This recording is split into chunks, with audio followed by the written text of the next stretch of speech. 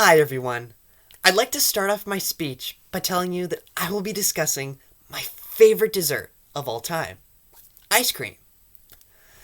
In the following, I will be discussing how it has spread from region to region, how it has changed over time, as well as how it has gone from being something only reserved for the most wealthy to being a food item as widespread as it is in current times.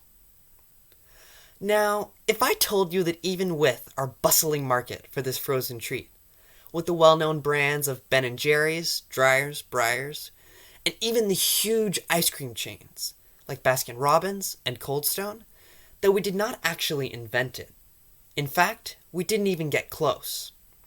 The concept is something that, according to a book entitled Ice Cream, written by a professor of dairy science at Maryland University, was borrowed from Europe. It didn't stop here, however. The true origins lie somewhere in Egypt or Babylon. It was here where, and I quote, sweetmeats and other dainties may have been put on ice, end quote. For in the distant past, this is what it was, taking some food item or liquid and putting them on ice.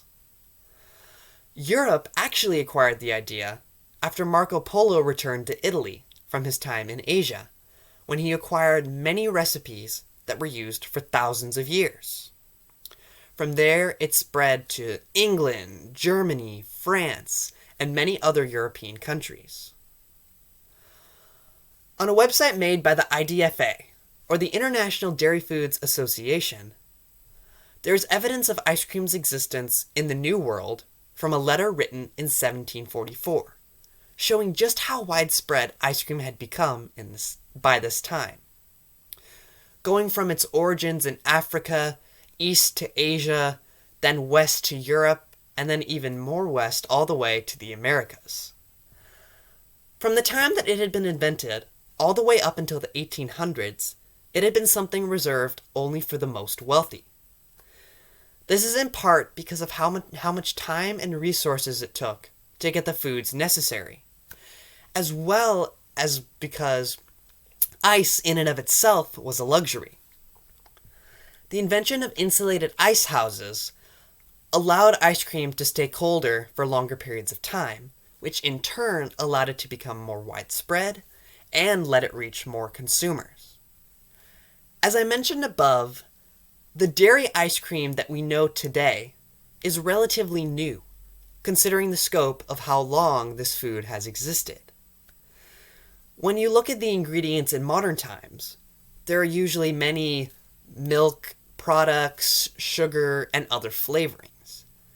Much different than the cold, almost slightly slushy dishes that we see in the past.